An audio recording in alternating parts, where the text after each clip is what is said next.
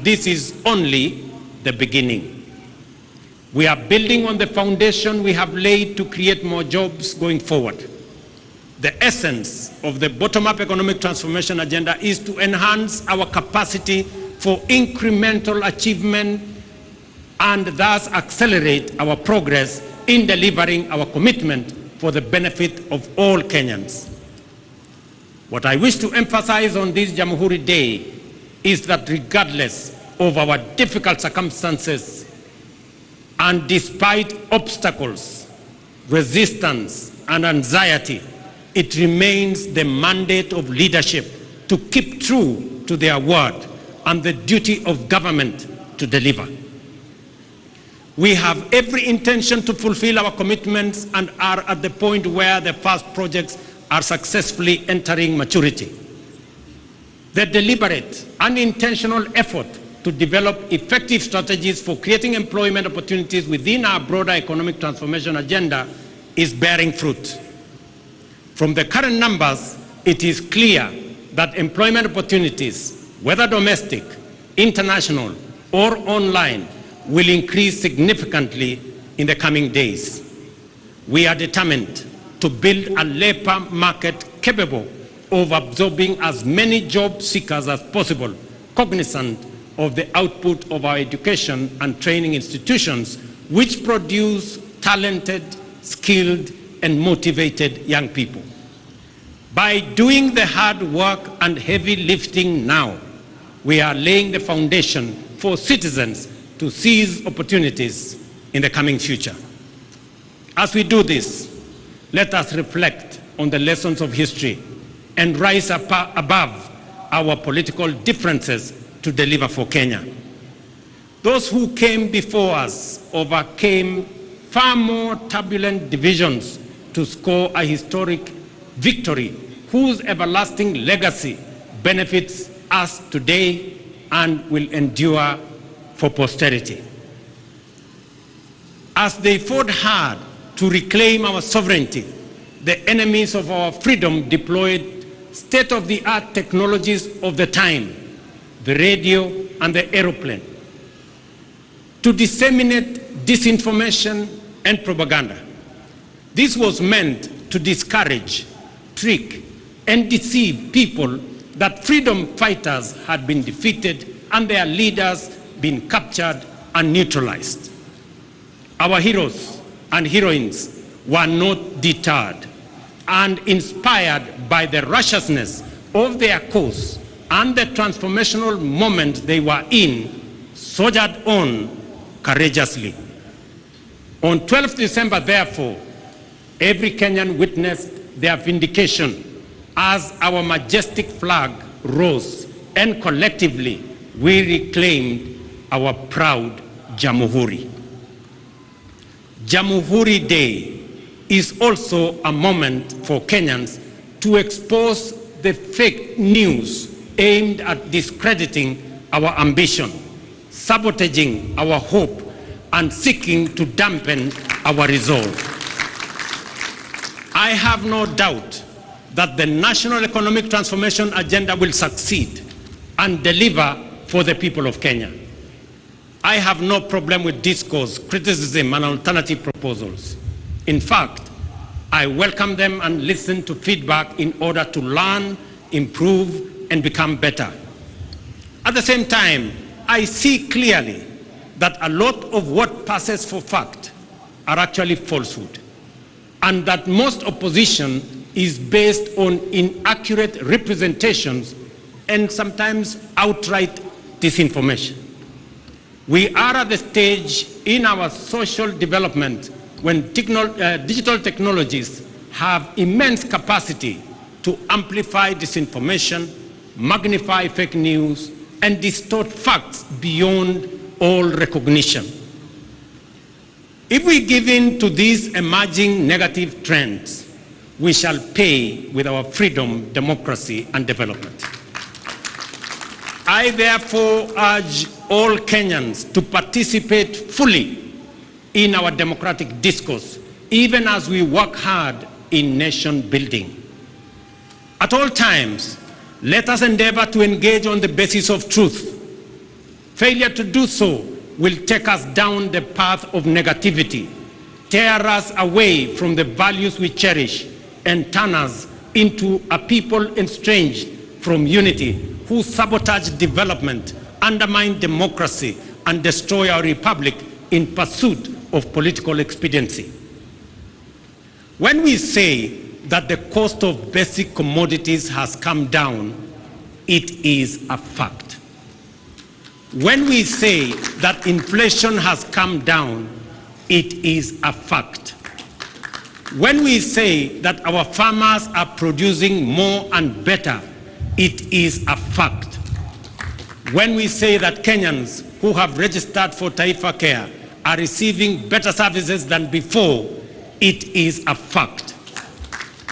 We encourage everyone, including our critics, to engage on the basis of facts and the truth.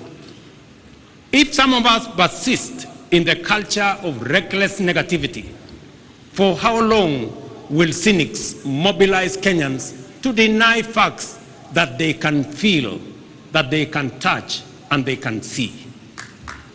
What will they say in a few weeks' time when we begin to give keys to new homeowners of our affordable housing units? What will they say at the thousands of plumbers, electricians, teachers, health workers, building and construction workers, digital workers, and many more who are already at work, including the 300 young men and women who yesterday were flagged off by my deputy to go and work abroad, joining thousands who are already abroad. Ladies and gentlemen, I am confident in the future of our nation and the capacity of our national transformation agenda to deliver, because I appreciate the strategies we have put in place, the work underway, and the commitment of our people and their motivation to make their contribution. I count myself as one of the many millions of Kenyans who want the best for our nation and all its people, and are committed to putting in the effort required to make our dreams come true. We are driven by strong hope and unwavering optimism, as well as unfailing desire to reach for a better tomorrow. It is confidence based on understanding, hope built on truth, and optimism that stands on the firm foundation of facts. We must do all we can to maintain the essential character of our republic as an open and free democratic society.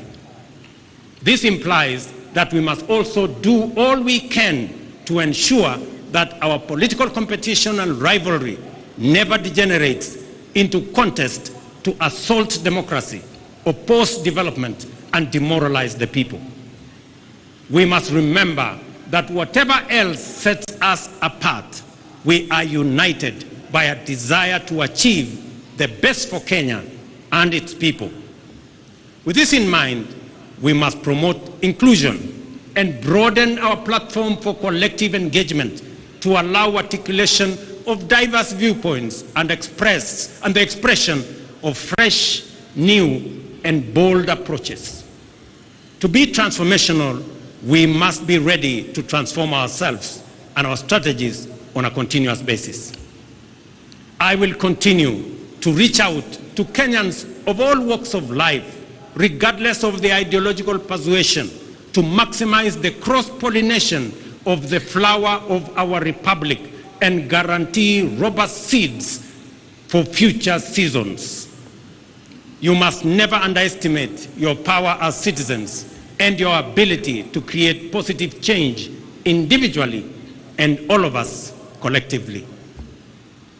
Over time, we have made gradual and steady changes to many of the economic development strategies in order to take on board feedback from the people. In fact, the bottom-up economic transformation agenda has inbuilt mechanisms to improve on the basis of this feedback, because we recognize that as leaders, every day of work is a day of learning from the people, and that every good idea must always give way to a better one. Listening, therefore, is a primary component of effective leadership, and national transformation is a collective enterprise of all citizens. I am grateful to distinguished patriots who have demonstrated outstanding leadership across the political aisle for the spirit of goodwill in which we have engaged to address critical national issues, including resolving the inclusivity challenge by formulating the broad-based government. I also appreciate the good wishes, encouragement, and support from leaders with whom I continue to discuss matters of importance to our nation. I am persuaded that together we can achieve much more and much sooner for Kenya, and that the future of our dreams is now within sight. I readily concede that we are yet to reach the destination of our aspirations because we have not yet delivered fully on our commitments. But having said that, it is also a fact that we are no longer where we were a year, let alone 2 years ago. We have moved beyond pledges and commitments and are now making progress in our implementation strategies. There is now sufficient evidence of undeniable character that together the people of Kenya are hard at work to achieve their shared vision of a nation transformed. Our ability to feed the people and to keep them healthy, to empower them and connect them to opportunities, to keep them safe and protect their freedom is improving by leaps and bounds. When we all unite, inspired by a shared aspiration to undertake national building, we shall make our nation great, and our collective legacy will inspire present and future generations. Ndugu wa Kenya, wacha nimalizie kwa kuwauliza, mumesikia yale mambo tunafanya kuhusiana na mambo ya afya. Na wauliza wazazi wote, pale Januari watoto wetu wakirudi shuleni, sasa Taifa Care inataka kila mtoto wa Kenya awe na bima ya afya. Wakati wazazi mtarudisha watoto wenu shuleni, tunataka kila mzazi aandamane na mtoto wake ndio tuweze kusajili watoto wote wa Kenya, ili watoto wote wa Kenya tuwapangie mambo yao ya afya.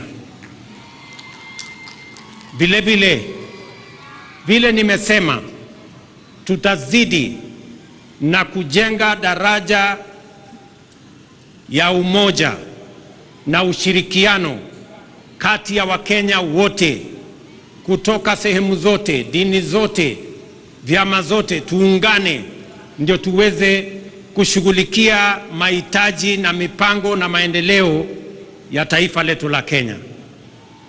Ndugu wa Kenya, nawatakia Krismasi njema na mwaka wenye mafanikio makubwa sana wa 2025. God bless you all. God bless our great country Kenya. Asanteni sana. Asante sana Mheshimiwa Rais. Niombe kwa heshima sote tuweze kusimama kwa wimbo wa taifa.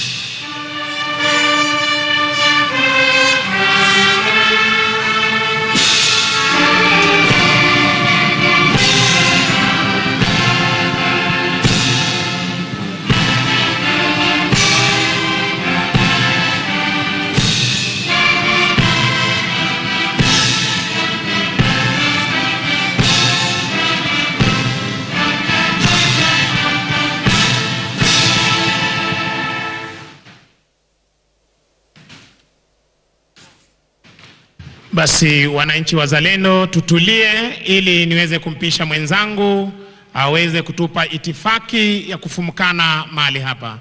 Kwako Gitone. Naam, ningependa kuchukua fursa hii kutambua kwamba nafasi hii tutampisha Mheshimiwa Daktari William Samoei Ruto, Rais wa Jamhuri ya Kenya na Amiri Jeshi Mkuu wa Majeshi ya Ulinzi pamoja na Mama Taifa, akisindikishwa na Mkuu wa Majeshi ya Ulinzi Jenerali Charles Kahareri. Nafasi hii kwa heshima kuu tutampisha Mheshimiwa Rais kuweza kuondoka pamoja na mgeni wake Mheshimiwa Rais wa Jamhuri ya nchi ya Gambia, Mheshimiwa Adama Barrow, ili kuweza kuingia katika sehemu ya pili, maamkuli ya mchana. We announce the exit procedures. We will give an opportunity for His Excellency the President of the Republic of Kenya and the Commander-in-Chief of the Defense Forces to leave, escorted by the CDF, and also our visiting Head of State, His Excellency Adama Barrow, the